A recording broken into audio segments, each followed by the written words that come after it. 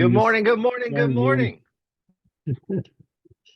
How we doing? How we doing? We had that countdown got me fired up this morning. All right. Brock, look at you, man, looking tan over there, brother. Were you like at a beach or something for a couple weeks? Well, just down. Let me just tell you, the equator sun's a little different down there. It burns you a little different. Where are I love you it, at? man. It's beautiful over there where you're at. I am in West Virginia on the farm. So this is actually real. This isn't like a green screen or anything. So out here visiting family. And this is actually, it's funny because as I was thinking yesterday and talking to some entrepreneurs, some real estate agents, some business owners, I had a lot of calls yesterday. We were talking about end of year. We were talking about goals. We were talking about all that fun stuff, right? You guys have probably heard this. It's October. We're moving into November, December. End of the year is coming up, 2026. What do we do? How do we start planning? All that stuff, right? Today, I'm not going to talk about goals. I'm not going to give you 4 disciplines of execution. We're not going to set smart goals that result in going from X to Y. What I want to talk about today is energy. Energy. And as I was thinking about this, the trip that I'm on right now gives me energy. This backdrop, this pond, this farm, this 44 acres in West Virginia, this actually gives me energy. So as I was talking to all these business owners and entrepreneurs yesterday, I was thinking about what to bring to this amazing group. I was thinking about energy. And my question to you today is energy is very important. Energy can allow you to go the extra mile. It can allow you to keep your consistency. It can allow you to push through the tough times. I mean, let's show of hands, everybody. Who's drained of energy and is just like sometimes like I'm done for the day. I don't want to do anything. I'm done. I have no energy. I need a rest. I need a nap. All of us, right? So at that time when our energy is not being replenished, when our energy is depleting, we tend to hang it up for the day. We tend to not go the extra mile, not go the extra step. So as I was thinking this through, before we started doing our goals and building out our plans for 26 and going into all this framework that I've done and I've made millions of dollars and helped other people make millions of dollars, I first stopped these clients and said, we need to do an energy audit. We need to talk about energy. So today, that's what I want to talk about. I want to dive into how aware, and I want you to write this question down. How aware are you of who's taking your energy and giving your energy? On a scale of 1 to 5, throw it in the chat. How aware are you?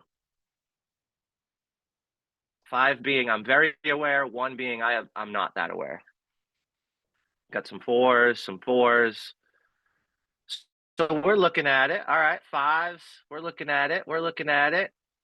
3, 3, 8. D's aware. She is ready to roll. All right, cool. So you guys understand how important this stuff is, which tells me that you may have seen this. Anybody know what this is? So this is a company document, 10 company principles from 1977 inside of Nike. You see that check there? Doesn't look as pretty and clean as and clear and beautiful as it does today, right? Everybody can see this? Yep. Okay. Yep. And as you're reading through this, remember 1977, at this time, Nike was being run by Phil Knight and Rob Strasser. Okay. It was a $28 million company in 1977, and they released these 10 company principles. Now, we're going to focus on number 8. You see number 8 where it says dangers. Number 8 says dangers. And I think Diane put it in the chat, energy takers versus energy givers. Okay. So we're going to focus on this. Who in your life is an energy taker and who is an energy giver? I want you to write down the number one person right now in your life that gives you the most energy. Who gives you the most energy in your life? Is it your kids? Is it Leo, your dog? Is it your 5 minutes of peace, alone time? Like, what gives you energy? Who gives you energy? Now I want you to think about the opposite, the opposition. Right now in your life, what's taking the most energy from you? Diane said energy vampires. I like that. I like that. Energy vamp. We're in spooky season, folks. We are in spooky season. Halloween coming up. So who's that energy vampire? Who's taking that energy from you?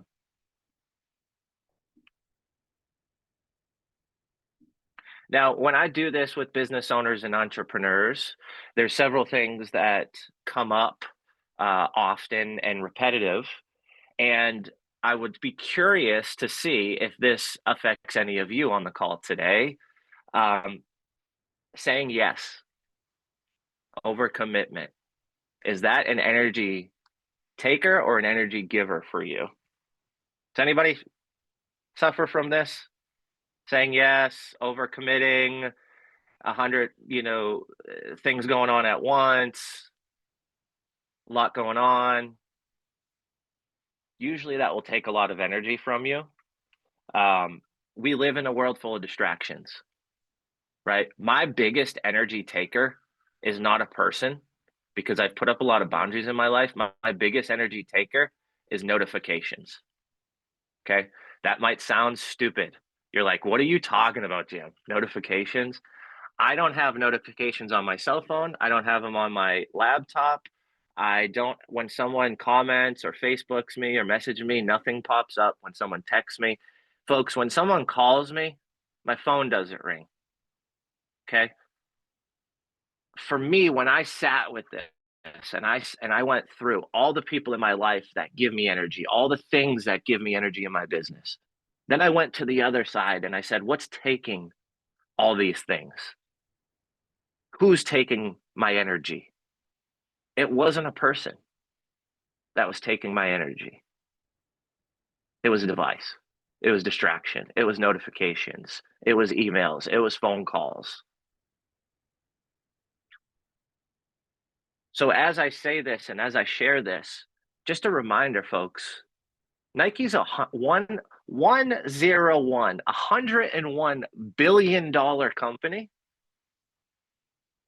They went from 28 million to 101 billion where it stands today over those 10 simple principles and identifying a danger as understanding who is taking your energy and who is giving your energy. If that doesn't shout from the mountaintops or the hills back here on how important it is to focus on this stuff, then I have no idea how you're going to have clarity. I have no idea how you're going to have control. And I have no idea how you're going to build out a massively successful plan in 2026 as we're approaching the end of the year. I mean, how can you build something not knowing what gives you the most energy and what takes the most energy from you? And we live in such a fast-paced world, right? So this is happening, and then we need to do these things, and then we need to get to this stage and this level, and we need to add this on top. And well, Karen's doing this on social media, and Dee's doing this on the phones, and Devin's doing this, and Jackie's doing this, and Diane and Michelle and John and Wendy and Yesenia. I've got to do all these things, which become distractions, which mitigate and minimize our energy, which mitigate and minimize our effectiveness and our impact. So when I asked you and we did an energy, I call it a filter. I don't like to call it an energy reflection because people change, things change, seasons change, and times change, right? So I don't think it's a reflection. I think it's a filter. But when I asked you, your energy filter, who or what? I really want to hear from you today. Who gives you the most energy and who takes the most energy? Does anybody want to share? Anybody want to come off mute and have a little dialogue about what you're navigating in your business world or your personal life? I'll Good share. morning, Jim. Oh, you first. Oh, I'm so sorry. No, you're good. You go. I, Hey, Jennifer. hey. So I would just say 100% my screen time, my devices, and not being regimented enough to schedule the day. Um, it's like a cyclone, and it distracts me from everything that is important in life, and it makes me lose what my priorities are. So I take that for what you will, but you can apply that to everything. It affects my kids, it affects my husband, it affects my friendships, it affects my faith and my just everything. So being mindful of how my energy is spent uh, in other people's worlds rather than mine. So that's all. Thank you so much. I love that. What is the effect on other people's lives that are important to you because you're not showing up with the highest level of energy because you're not protecting your energy? Ooh, Jennifer, you got me. I got goosebumps on that one. As Brock, every time I get goosebumps, it's like something that hits my soul. We're on calls all the time, and I'm like, ooh, goosebump moment, goosebump moment. Um, Thank you for sharing that, Jennifer. So the distractions are, but you're looking at it not only from what's distracting you, but what that effect is on others. Wow, wow, I love that through line. Um, Anybody else want to share? Kind of what? Go ahead, Diane, and then Christian. I think you were on next. I'm sorry, I cut the line, Christian. I think once we acknowledge that we're so caught up in the distractions and then we eliminate them, it's hard to power down. So it's almost like a PTSD of feeling the that anxiousness, and you don't have the distraction. Like if you take the Facebook and the socials off of your phone and you're like, you feel like you should be doing something. So meditating is really good for that. And it's hard to meditate. I don't know if anybody's tried it. It's very hard to meditate, to slow your brain down, to be able to receive that calmness is not easy. So that's where I'm at. And taking this break that I've taken, even though I've been on here and still working from home, I had hip surgery, just to be forced to power down is like, do not doom scroll all day, sister. Read the book you've been wanting to read. And I haven't been great at it either. I'll be very transparent, but I need to be more disciplined on the distractions. They're toxic, man. People and things can get really toxic. Well, I think too is that clarity gives you confidence. That clarity gives you excitement and energy. Sorry, I've got looks like the geese are flying off the pond here. If you can hear that, sorry. But that takes energy from you, doesn't allow you to show up the best way possible. But you said something really important there, and I had a conversation with someone recently about this. They couldn't go longer than 30 minutes sitting alone thinking. And we were talking about why that happens. And it was because they were giving, similar to what Jennifer said, they were giving all their energy away. And when they had it stored in and sat by themselves and just at a park for 30 minutes, they didn't know what to do because they had this abundance of energy and it wasn't going out at every instance. It was starting to fill back up, right? And it's kind of it sounds silly, but it's like the cup. Like they were filling their own cup back up, and because they were just not aware of what that feels like, or they haven't done it in so long, Yeah. it was really awkward. Foreign. Foreign, Totally. foreign. All right, Christian, what do you got for us, brother? Just kind of the same as everybody else is talking about, and I think it's not. That's for a reason, right? The distractions, the social media, the notifications that are designed to hook your brain. Like I think there's a reason why everybody's saying the same sort of thing, or a lot of people are probably thinking the same sort of thing. So just that, right? That's the big one because you sit there and it's like. I've been using a website blocker, so I block Facebook except when I'm supposed to be using it. But even then, when I unblock it and it's like, go do a business post, it's like, why the hell did I just watch 3 reels? Sign out, right? So That's me. So I did, talking about the social media and the energy thing. I did 31 days off of social media, and that will tell you how addicted you are and where your energy is going.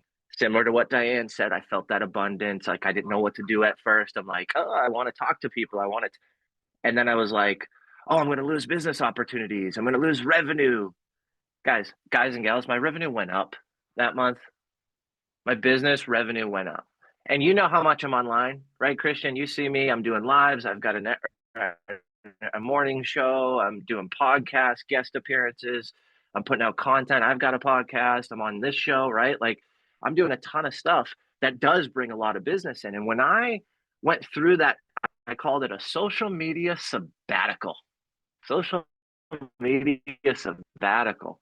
When I went through that, my business went up because what it did was, and what that was me connecting with people, calling them, texting them, asking how they are, right? I had that time and that energy and that clarity, and I focused it to build those relationships. So I wasn't scrolling, I wasn't online, I wasn't reading 3 reels. And funny enough, it's actually funny because Brock, I went on Facebook.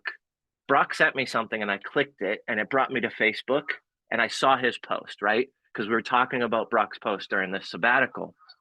So I looked at his stuff, and then what happened is it had put 3 or 4 reels of me in the feed to get me to try to click and stay on Facebook and watch those videos. So these algorithms, the social media, the point is to be sticky and distract you.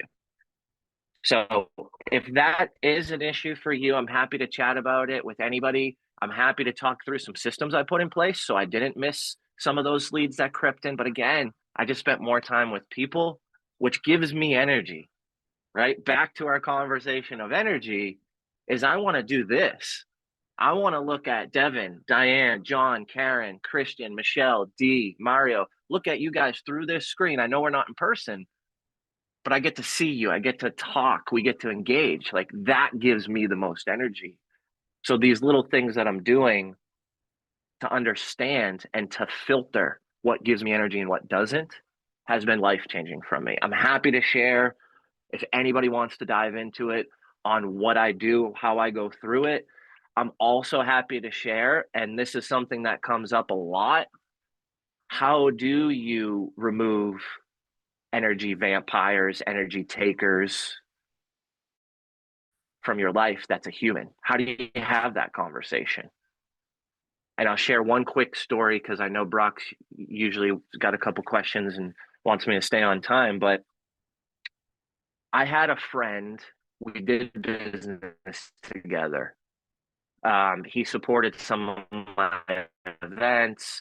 I have filtered him some business. We were exchanging dollars, right? And we were collaborating and doing. This gentleman had wanted to connect and catch up, and he had rescheduled 4 times on me. No big deal. Life happens. But I addressed it the last time. I said, hey, you know, I've got a lot going on, right? Like I'm traveling, I'm speaking, I've got a 1-year-old, a 3-year-old. I've just got a lot going on. Like I can't keep rescheduling, right? And he said, okay, let's hang out again. And the night before he rescheduled on me, right? And or wanted to move the day 2 days.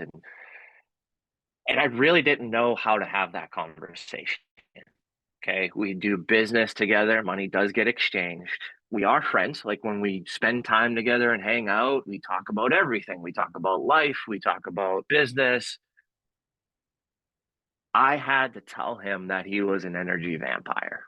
I mean, to the point where he canceled on me at 6 o'clock the night before. I thought about this from 6 o'clock to 10 o'clock, what I was going to say.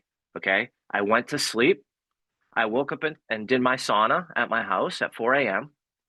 I did 40 minutes in the sauna. I sat there for 40 minutes thinking about what to say. So I spent 4 hours and 40 minutes.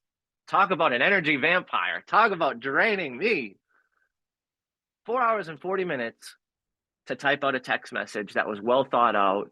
That was me. It was my emotions. It wasn't arrogant. It wasn't ignorant.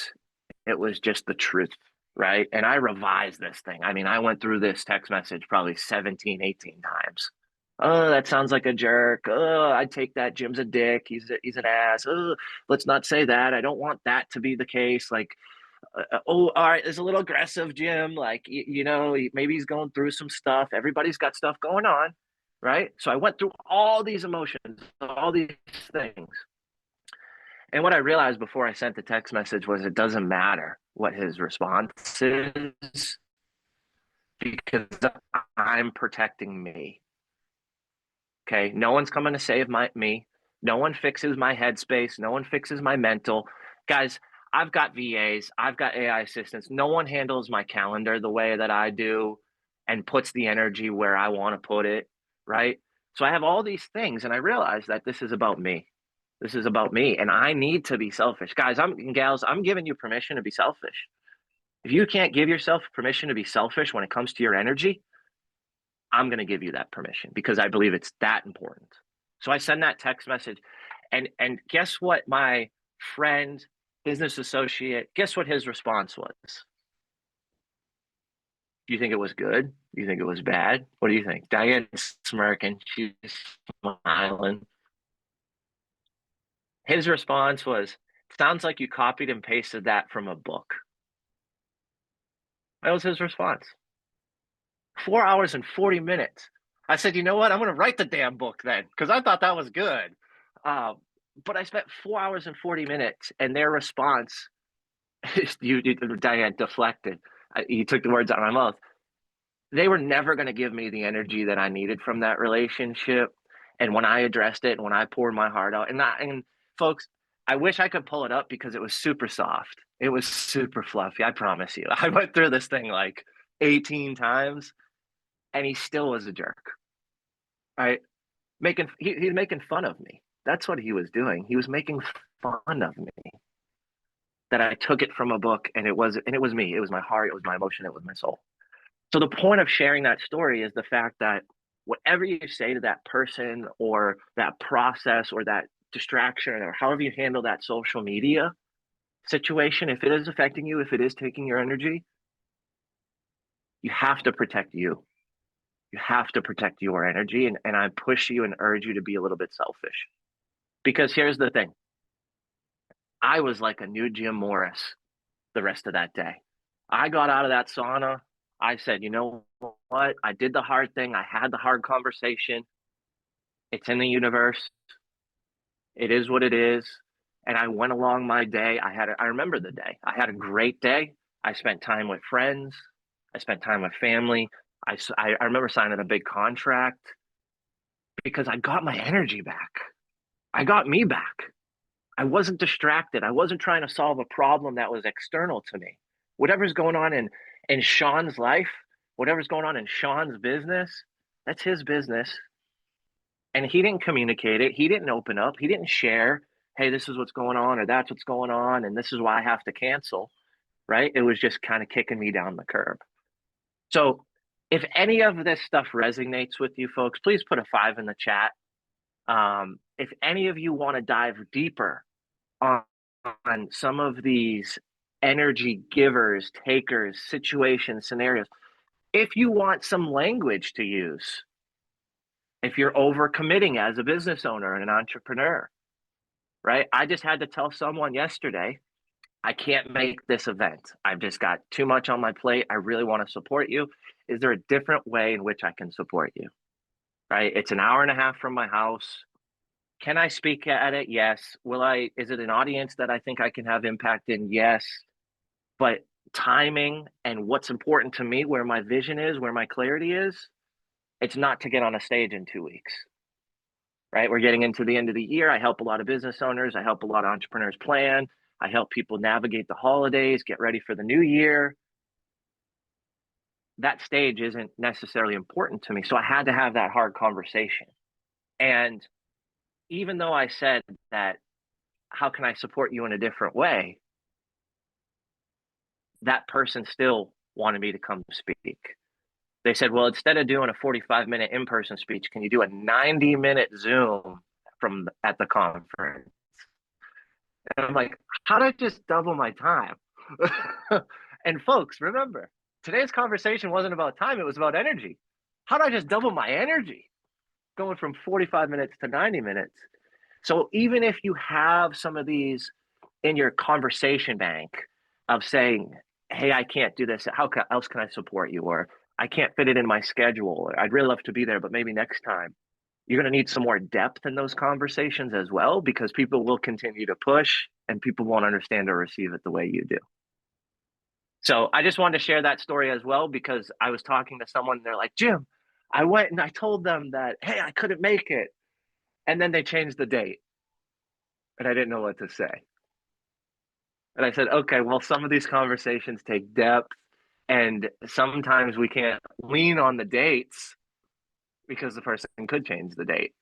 So let's just be honest up front. Let's be honest in the beginning and actually use the right script, use the right conversation and the right energy, dialogue, and tone. So I hope this was helpful for y'all. If you have any questions, feel free to come off mute. Brock, if you have anything you want to share, add, I'm happy to dialogue and converse with y'all before we wrap up today. Awesome, man. Hopefully you guys can hear me better. I had my first time being back on microphone. John, is this better? John Hart, much better. Yep. Thank you. See, John Hart keeps me in check here. So couple things I like to say. One is this was a book I read during my trip.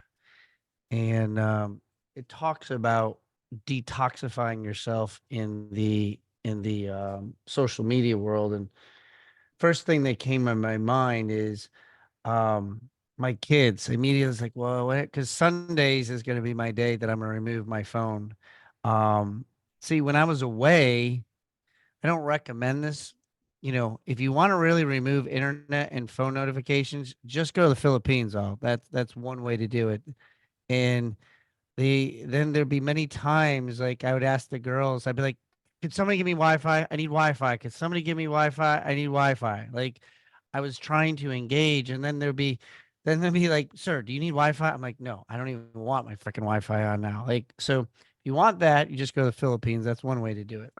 But two, my immediate thought was just like my kids on Sundays. But worst case scenario, they can call me. I don't need the notifications on. So that's something that I'm going to work on Sundays, removing my phone from my life on one day a week. And it talks about it literally in the book all. The second thing is that I will share with you all that you might find this very silly, okay? But I think this is very, very important on how I'm able to remove myself from all the dings, bings, and everything else that takes place. And that little piece of paper here is a letter that Bryce sent me. And I put it on my desk because in each week he draws something or he might do something to me and it's different. Or Brielle might send me something. Really, Brielle, not too much because usually she sends me like she needs something, but Bryce gives me nice little things. And but I wrote in the chat here, all this was something that I read, and I worked with Robin on this. She's one of my coaching clients, and I worked with her on this. And if you go back up to the top here, it says, will it make the boat go faster? And it was something in reference to, it was part of the book, The Gap and the Gain. And I asked myself this many, many times when I'm not any different than any of y'all, but I might get on my phone. I'm like, why the hell am I looking at this? Does it make the boat go faster?